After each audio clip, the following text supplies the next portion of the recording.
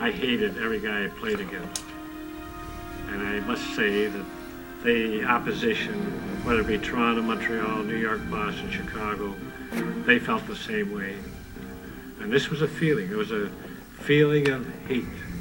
And it's a wonderful way to play hockey. No coach ever has to get you up. For his size, he was tough. You look at his face. He's cut all over.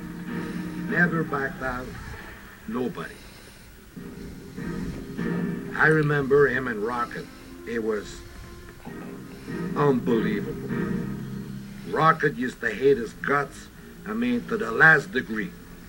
It's because Ted Lindsay knew how to antagonize Rocket, how to make Rocket mad.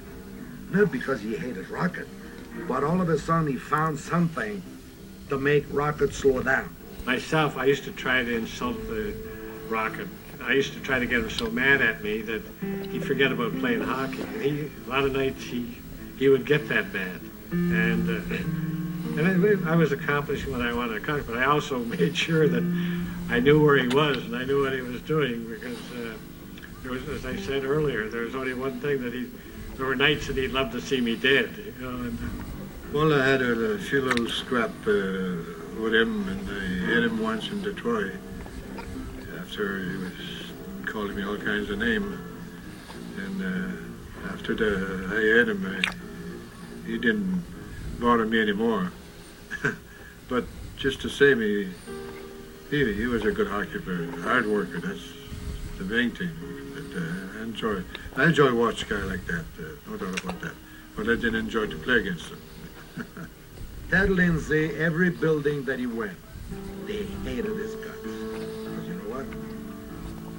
You know, when somebody hates your guts because you're a good player, you're a dangerous player, you're a very important for your team, and they're trying to do something to you to slow you down. And that's the reputation of Ted Lindsay got. For his size, he never backed out of nobody. Nobody I can recall. He would fight anybody.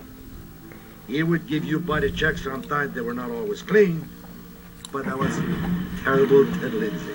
That was his style. And he could put the puck in the net. And he could shoot. And he could skate. The one thing that I always do know, I never got booed at Olympia, which was our home building, but I got booed on the road all the time. So all that did was just was like an adrenaline, because I knew I was doing my job right.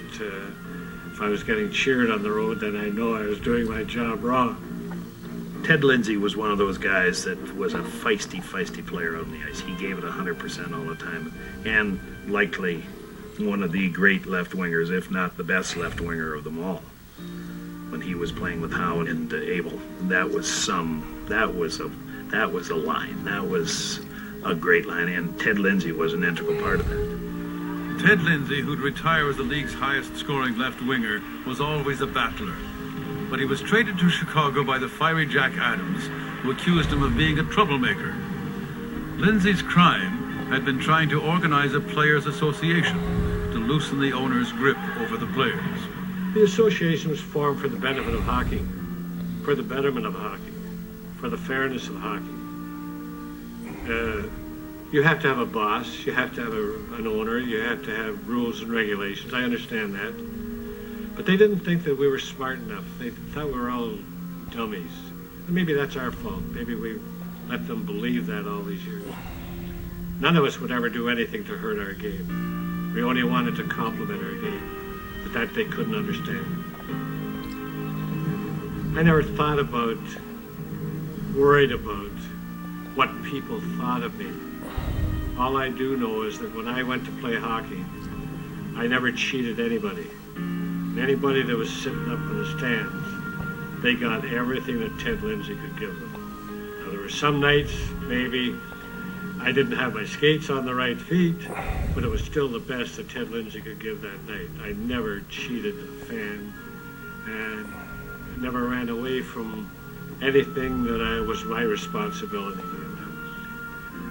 And hopefully I was an influence to our organization and to my teammates. That's all that would ever matter to me.